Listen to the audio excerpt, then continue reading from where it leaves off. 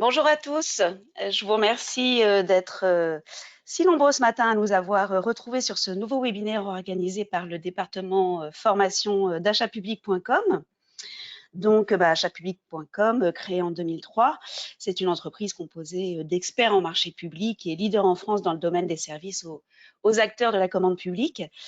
C'est la première solution utilisée par les acheteurs publics pour la dématérialisation. C'est une source d'information incontournable, notamment grâce à son site achatpublic.info qui propose à plus de 10 000 abonnés des articles, des enquêtes, une base réglementaire et documentaire, des interviews, un chat, des forums, etc.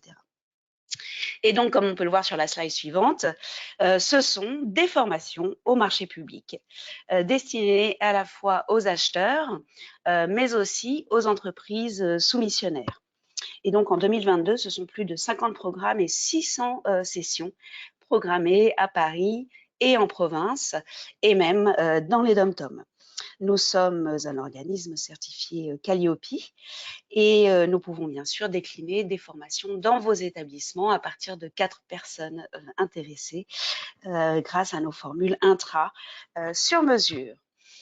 Et donc les formations, pour vous donner quelques exemples, effectivement, Michael, on peut regarder donc dans les nouveautés et les programmes qui cartonnent en cette fin d'année, donc définir une stratégie d'achat résilient, mettre en œuvre une démarche de performance achat, théorie de l'imprévision appliquée au marché public, et puis une des formations que Michael anime à nos côtés, destinée aux entreprises soumissionnaires, donc convaincre l'acheteur grâce aux mémoires techniques.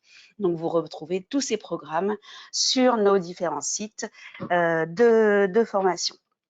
Et puis c'est enfin un événement annuel, comme on peut le voir sur la slide qui suit, un événement annuel qui se tiendra cette année du 28 novembre au 2 décembre, intitulé la folle semaine des marchés publics, avec une conférence aux intervenants de grande qualité et des parcours de formation complètement fous. Donc n'hésitez pas à aller regarder tout cela.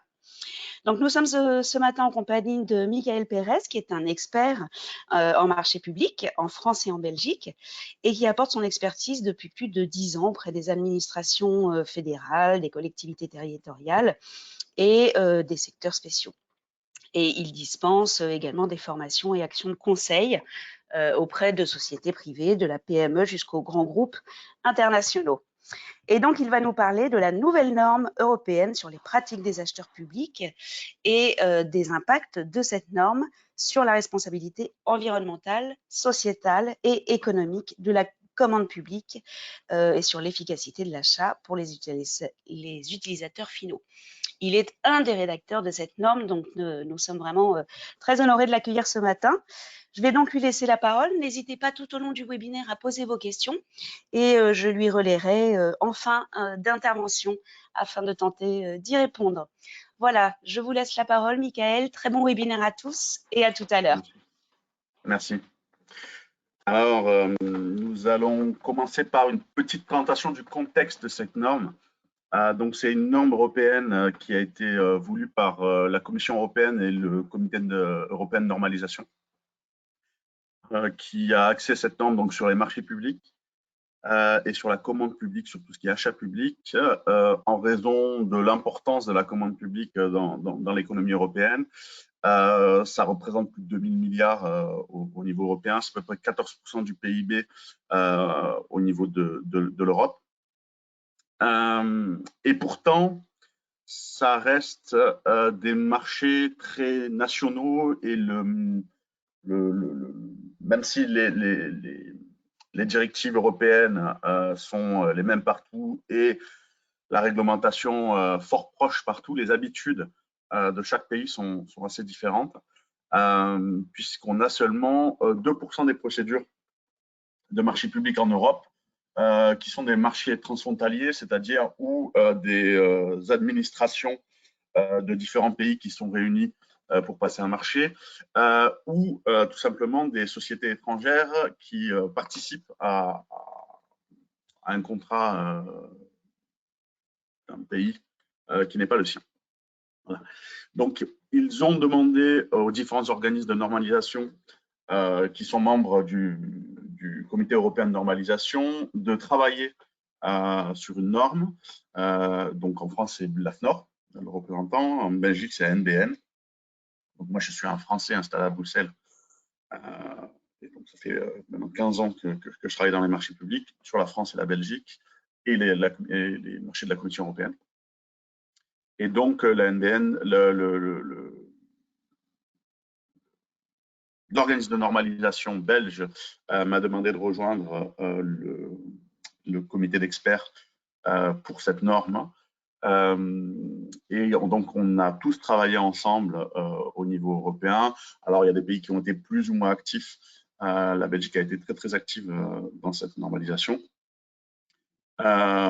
Pour rédiger donc cette nouvelle norme qui a été votée au niveau européen en juin. Il sera donc de façon obligatoire retranscrit avant la fin octobre par l'AFNOR.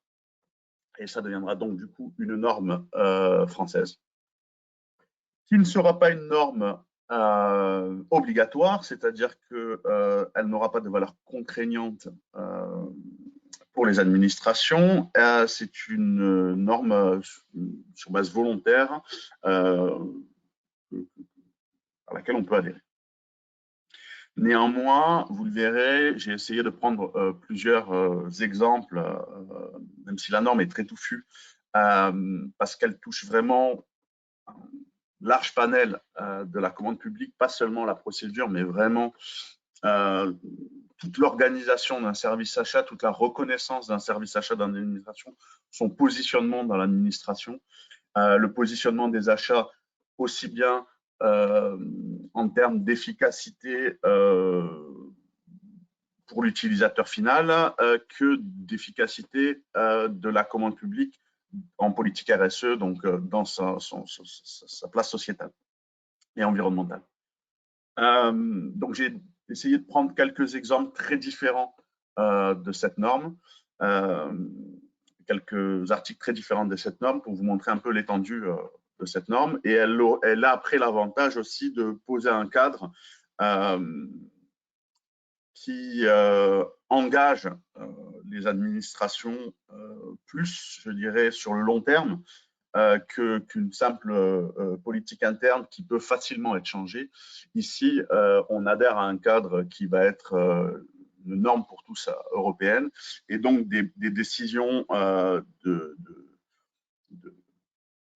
ne pas respecter la norme qu'on s'est imposée peuvent avoir des implications plus importantes puisque l'affichage politique, perdre une norme peut avoir plus d'impact que modifier quelques clauses dans sa politique d'achat.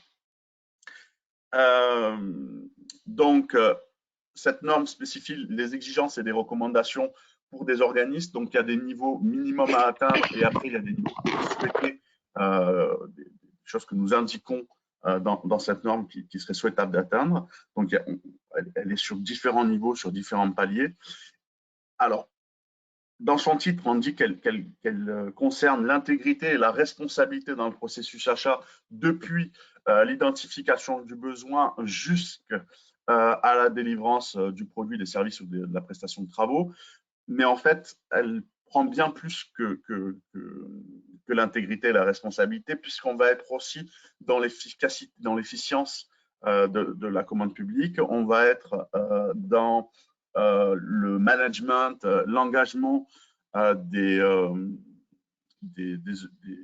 décisionnaires, des personnes qui décident dans l'administration, dans l'achat public, la reconnaissance de l'achat public, la formation, les compétences du service achat, les tableaux de bord qu'ils doivent et qu'ils peuvent mettre en place, et le suivi vraiment des marchés, non pas comme on pourrait le faire un service marché, mais vraiment comme un service achat, et donc de la définition du besoin jusque à sa délivrance et au benchmark, au paragonnage de ce marché pour pouvoir vraiment augmenter en efficacité.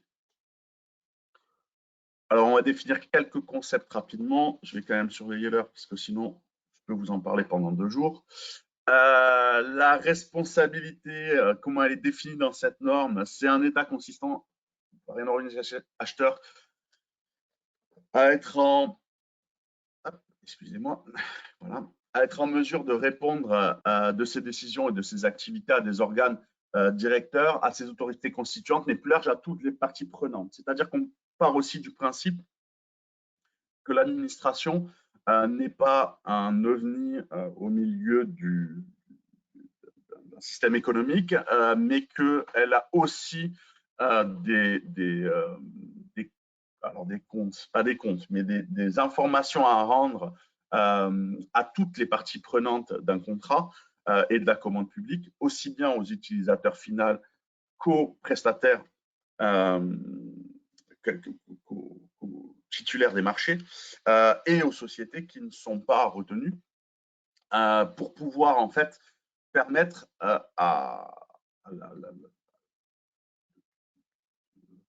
de positionner l'achat public dans une société, dans une économie dont elle fait partie.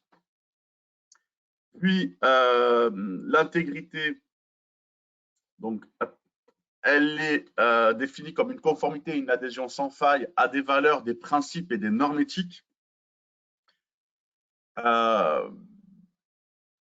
Et surtout, quoi, ce sur quoi on met un point sur l'intégrité, c'est pas seulement d'y être fidèle, mais c'est de rendre ces principes opérants dans les autres, dans toute la chaîne de production et dans toute la chaîne d'approvisionnement de la commande publique, et pas seulement de se contenter de regarder notre titulaire, mais de réfléchir sur la probité et la qualité de notre chaîne d'approvisionnement, en mettant en place des cadres et des responsabilités reconnues au niveau international. On verra différentes solutions.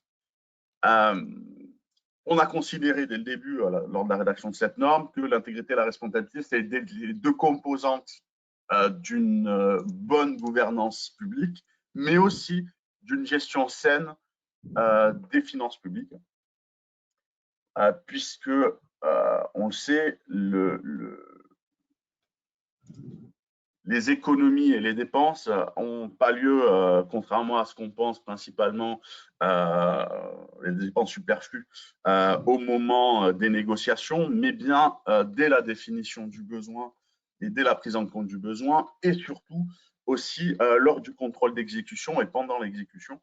Et donc, on a essayé de vraiment prendre l'achat non pas comme une simplement fixé sur la procédure comme peut l'être les directives européennes, mais vraiment beaucoup plus dans son ensemble, même si les directives européennes parlent de l'amont et de l'aval.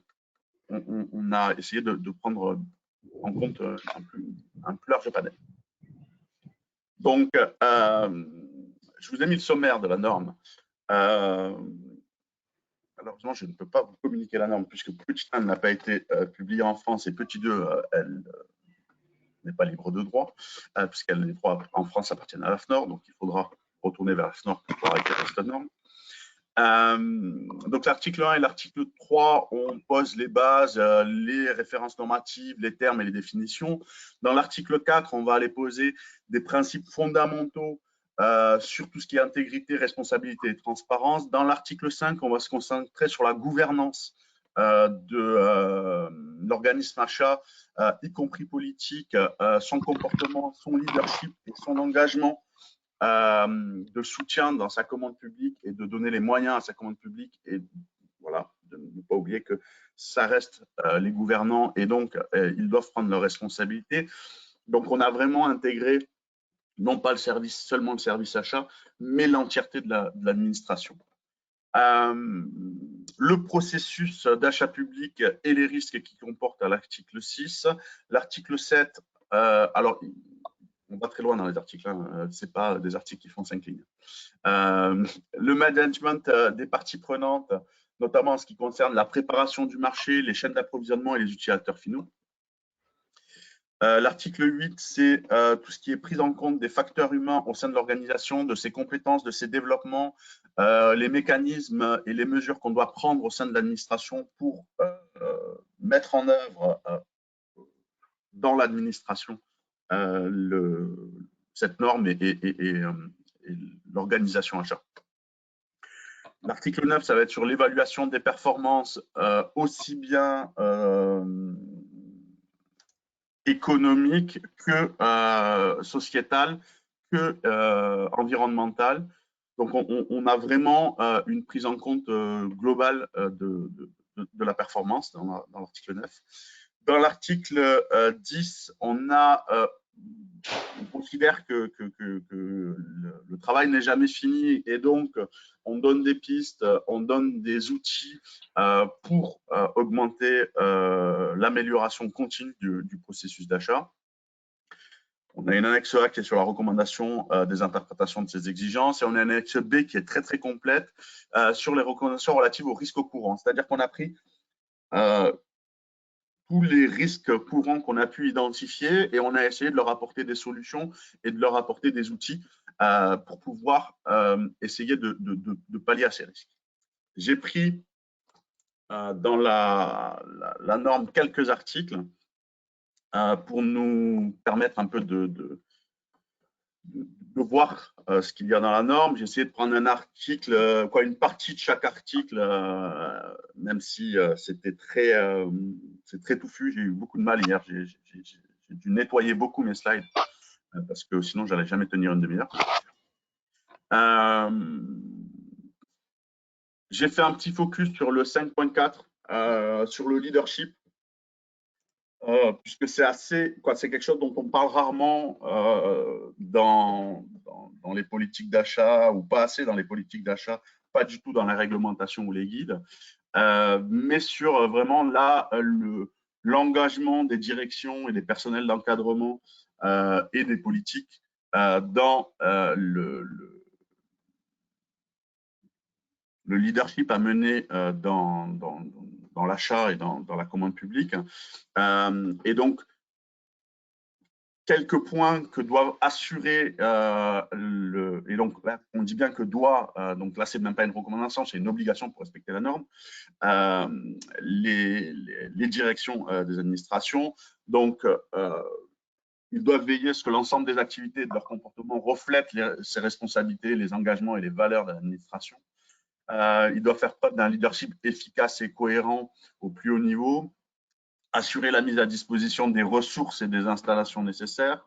Donc, il y a des engagements de moyens qui devront être pris au moment de la mise en place de cette norme. Il doit veiller à ce que les personnes travaillant pour son compte soient traitées de manière équitable et éthique.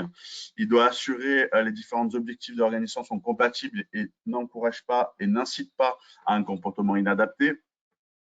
Donc, doit faire attention à l'organisation et aux différentes pressions et aux différentes instructions qu'on puisse donner. On doit définir des objectifs communs et des exigences de comportement en matière d'intégrité, de responsabilité, de transparence. On doit motiver le personnel à agir pour l'atteindre. On doit démontrer leur engagement vis-à-vis de ces objectifs. Donc, l'engagement de l'administration et l'engagement de la direction. Et que leurs comportements doivent motiver le personnel à agir dans ce sens. Donc, on voit qu'on est allé très haut dans la décision et on a demandé un engagement très fort de la gouvernance pour le respect de cette norme. Je passe directement à l'article 7, je n'ai pas pris d'article 6. Sur le management des patrimoines et sur la préparation donc, des marchés et sur la chaîne d'approvisionnement et les utilisateurs finaux. Donc, un engagement sur assurer une bonne communication efficace avec ses fournisseurs, assurer une protection des données. C'est que le RGPD nous donne des obligations qui sont des fois assez compliquées et sur lesquelles on n'a pas forcément des process très, très faciles à mettre en œuvre et très, très clairs à mettre en œuvre. Adopter un comportement non discriminatoire en fournissant les mêmes informations sur toutes les parties intéressées pertinentes. Et donc, là, on va aller dans le sourcing et dans la façon dont on va communiquer et au-dessus aussi d'ailleurs sur la transparence sur des fournisseurs éventuels. On va être en amont, qu'est-ce qu'on va faire pour stimuler la concurrence et donner de l'information sur ce qu'il va se passer. J'ai la région de Bretagne en ce moment qui a beaucoup avancé sur le sujet. J'ai eu la chance de former il y a de longues années et aujourd'hui, on voit qu'ils ont vraiment bien avancé là-dessus. Assurer l'égalité des chances pour les nouveaux fournisseurs et s'ouvrir de nouvelles solutions. Donc, on va vraiment essayer d'ouvrir la commande publique au plus large panel et favoriser l'inclusion des petites et des moyennes entreprises. Alors, favoriser, qu'on entende bien, on ne parle pas dans des critères d'attribution ou dans des critères de sélection, mais la favoriser, c'est-à-dire rendre accessible à ces PME, ces marchés par différents moyens. On pourrait en faire peut-être d'ailleurs une formation sur une journée là-dessus. Il y a beaucoup de choses qu'on peut mettre en place. Ça fait des années qu'on nous bassine avec la simplification de la candidature pour les marchés, pour aider les sociétés à participer. Donc, on a eu beaucoup de choses qui ont été faites là-dessus. Alors que la vraie difficulté pour ces PME, c'est pas tellement la candidature, c'est pas tellement remplir un DUM, mais vraiment, ça va être plus dans la compréhension du marché, d'un CCAP, d'un CCTP et des exigences qu'on peut avoir sur la rédaction d'un mémoire technique, où là, eh bien, il y a une vraie inclusivité, un vrai travail d'inclusivité à faire sur les PME.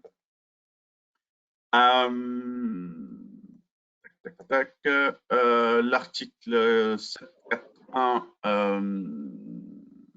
c'est sur comment les parties intéressées et pertinentes participent à la chaîne d'approvisionnement, quel impact peuvent avoir chacun sur la chaîne d'approvisionnement et quel impact va avoir la chaîne d'approvisionnement. Donc, on va aller plus loin que seulement la fourniture du produit. On va avoir une vraie réflexion sur la chaîne d'approvisionnement, sur le cycle de vie du produit et sur un bilan écologique global et non pas seulement sur la fourniture finale. Communiquer clairement avec ces parties prenantes, ces objectifs, leur demander un engagement par un code de conduite sur votre approvisionnement et donc intégrer des codes de conduite dans vos marchés et engager vos fournisseurs à respecter ces codes de conduite et avoir aussi, on le voit à la fin, donc communiquer les politiques et les procédures, et on le voit aussi à la fin, avoir un retour d'informations constructives sur les fournisseurs non retenus. Je forme des milliers de sociétés chaque année depuis 15 ans et j'entends encore trop souvent ces sociétés se plaindre de ne pas avoir d'informations quand ils perdent un marché, ne pas comprendre pourquoi, ne pas avoir assez d'informations de par l'administration et malgré certaines demandes, ne pas avoir de réponse. Si on veut améliorer sa commande publique, il faut qu'on ait plus de réponses. Et pour avoir plus de réponses, il faut qu'on ait un dialogue constructif avec les sociétés qui ne sont pas retenues et ne pas avoir une fixation permanente sur un éventuel recours. Le point 751 sur la responsabilité de transparence concernant les achats dans l'identification du besoin, dans les valeurs et les attentes des utilisateurs finaux, l'évaluation du besoin des utilisateurs finaux en prenant en compte des spécifications et des exigences techniques et s'assurer que l'utilisateur final dispose d'informations et de documentation concernant le contrat et les produits qui sont sous contrat avec l'administration. Souvent, je rencontre des utilisateurs finaux qui ne connaissent pas les tenants et les aboutissants du contrat qu'ils sont en train d'exécuter. Et donc, du coup, on arrive à des problèmes lors de l'exécution. Parce que le contrat et la passation, en fait, on se concentre sur passer le marché, attribuer le marché, et on a du mal à avoir un lien global qui va de la définition jusqu'au suivi d'exécution avec une information des utilisateurs finaux. Donc, on s'est intéressé à tout ça lors de la procédure. J'ai pris encore, je vous dis, quelques articles. Je fais aussi un focus, et ça va tous vous intéresser, je pense, sur l'engagement de l'administration auprès de ses travailleurs, à qui elle doit, dès le début, informer de ses objectifs, de ses valeurs. Elle doit leur donner une formation adaptée et régulière concernant ses objectifs, ses valeurs, l'intégrité, la responsabilité et la transparence, les exigences légales, réglementaires et les normes en matière d'achat public, un code de conduite, des formations sur la responsabilité RSE et tout sujet qui incomberait en la matière. Donc là, on a un engagement de l'organisme acheteur à assurer une formation adéquate et à mettre en place un plan de formation régulier et adéquat des personnes qui sont partie prenante à l'achat.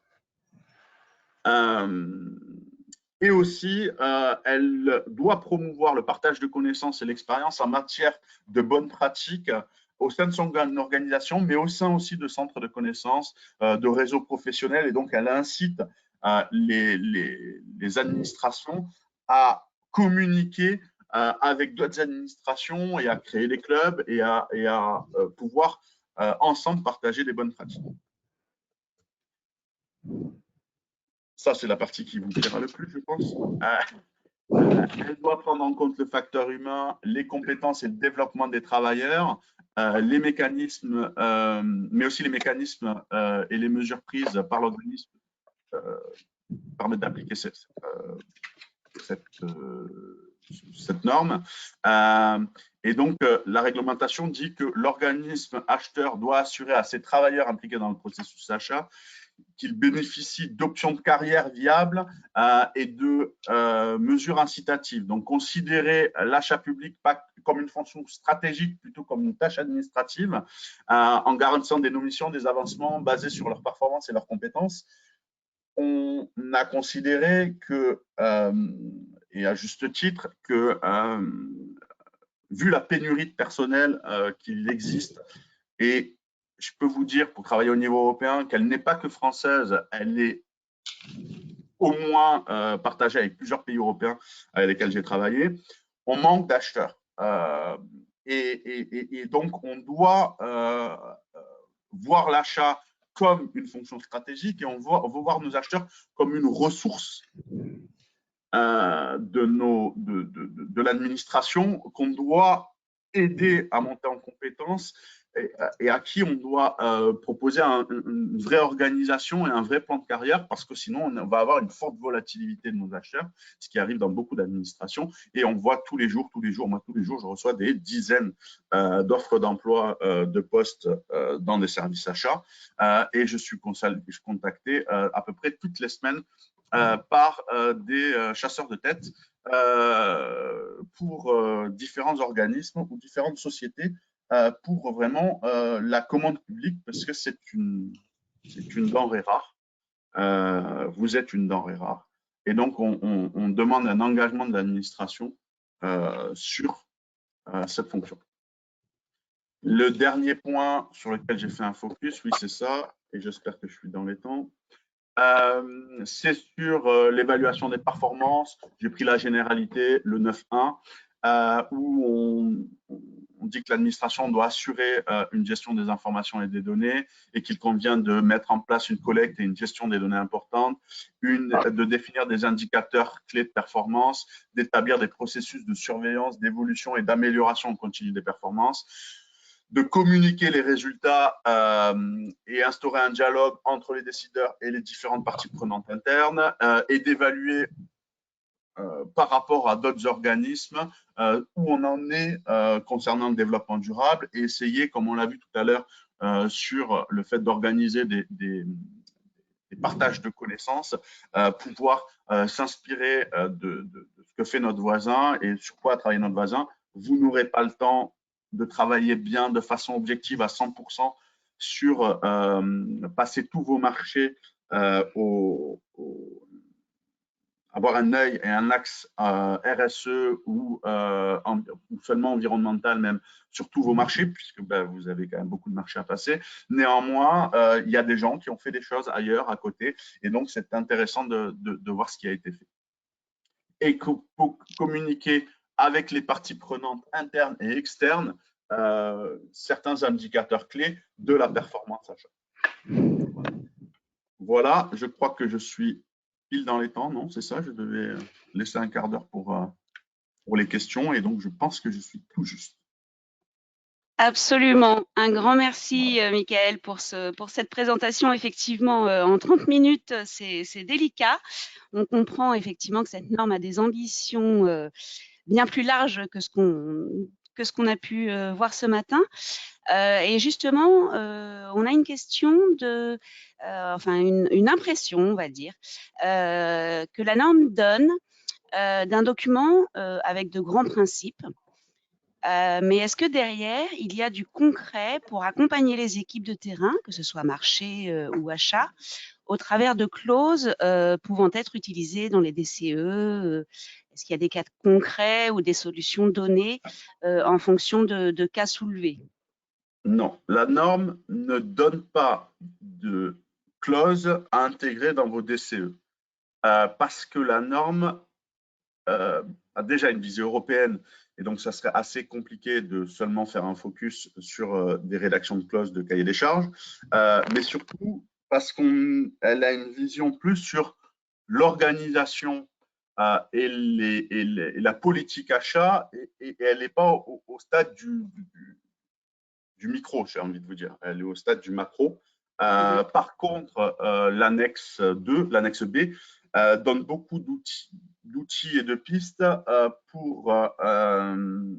et de solutions pour éviter des problèmes, mais pas au niveau micro, mais plutôt au niveau macro de l'organisation d'une administration. Ce n'est pas un guide pratique pour bien écrire un marché, c'est des règles, des guides pour bien organiser un service achat, une politique achat et donc avoir une vision au-dessus et des personnes qui s'engagent et donc des moyens qui devront être donnés par la suite au service marché pour bien rédiger et pour bien faire. On donne des outils macro, mais pas des outils micro. Mmh. D'accord, donc ce que je comprends et c'est ce que vous me disiez quand on a discuté, autour de ce webinaire, c'est finalement un document qui va permettre de stabiliser finalement une politique achat, malgré, les changements de personnel, de dirigeants, de juristes, en droit C'est public, ça. quoi. Et qui Très vont bien.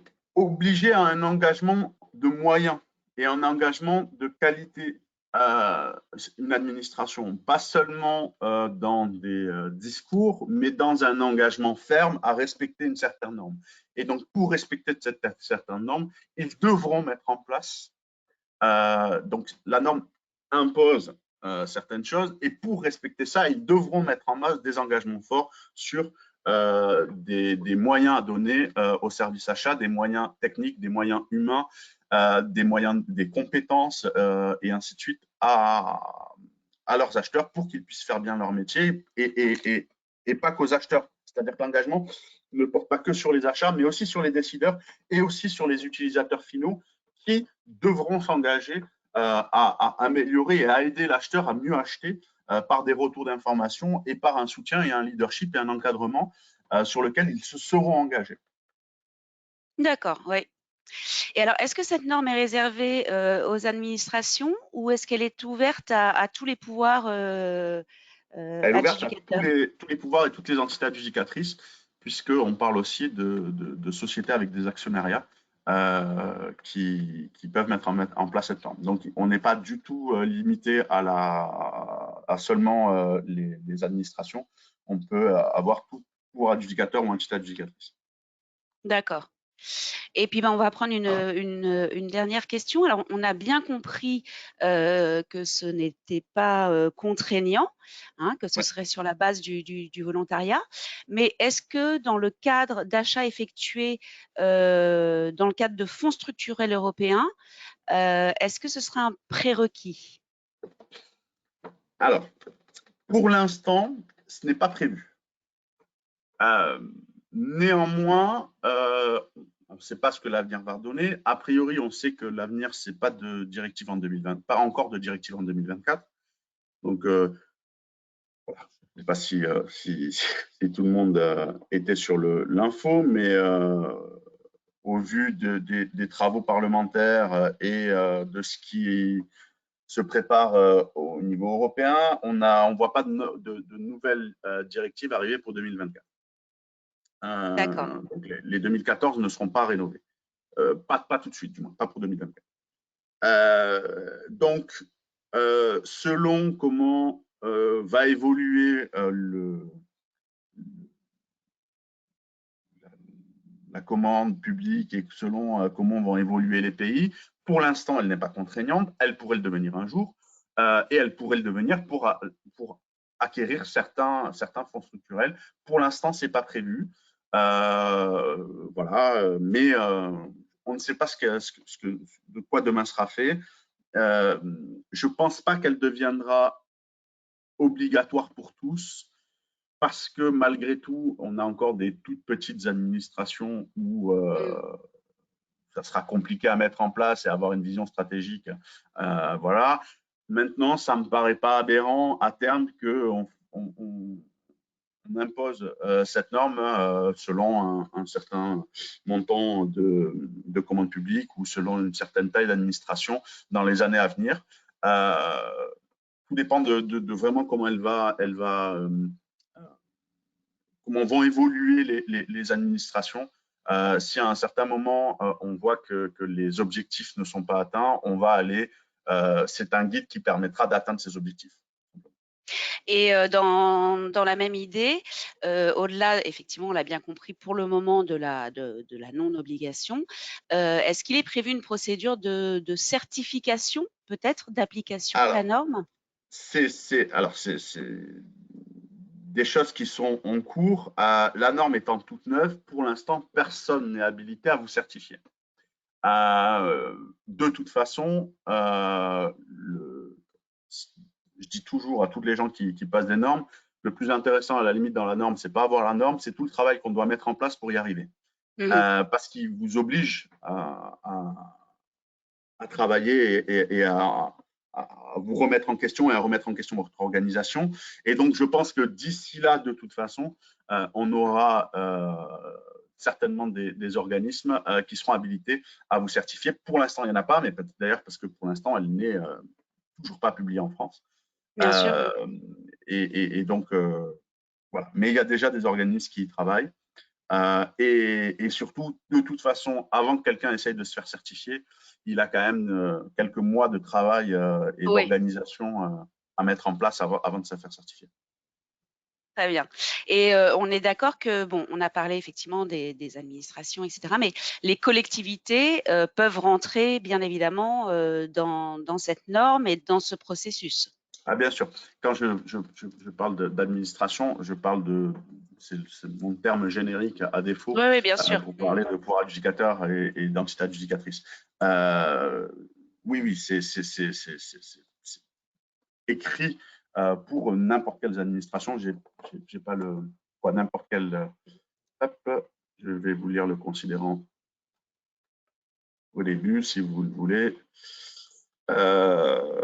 Domaine d'application, les organismes représentant les organismes acheteurs, les fournisseurs, ils sont intégrés parce qu'en fait, les organismes acheteurs, on prend en compte dans la norme aussi tous les AMO, les assistants à maîtrise d'œuvre, les assistants à maîtrise d'ouvrage que vous allez prendre puisqu'ils seront partie prenante de votre organisation achat. Et donc, on a vraiment l'ensemble des administrations, des entités, des personnes qui prennent partie à la commande publique qui sont intégrées dans le champ d'application de cette norme. Donc, voilà, les collectivités territoriales sont totalement la cible de cette norme. Et les établissements de santé également? Les établissements de santé, en fait, toute personne qui est amenée à faire de l'achat public. D'accord. Donc, on est sur l'entièreté, puisque, si vous avez remarqué, on parle de direction dans la gouvernance. Et donc, les établissements de santé étant souvent organisés comme ça, on se fixe là-dessus. Et on se fixe aussi, parce qu'on parle toujours d'organismes acheteurs et non pas de collectivités territoriales, de services de l'État ou de pouvoir éducateur ou d'entités éducatrices. On se base vraiment sur organismes acheteurs. Très bien. Bah, écoutez, je vous remercie infiniment pour cet exposé tout à fait clair et enrichissant. Et puis, comme vous l'avez dit, il y a sans doute une formation à développer autour de ces sujets pour voilà, professionnaliser les acheteurs publics afin de prendre en compte cette norme en fonction des évolutions et des certifications qui pourront avoir lieu. Donc, encore merci, Michael Pérez, de nous avoir éclairé là-dessus. Je vous souhaite à tous un très bon appétit et je vous donne rendez-vous très prochainement pour un nouveau webinaire organisé par achatpublic.com, département formation. Merci, bonne journée, au revoir. Merci, au revoir.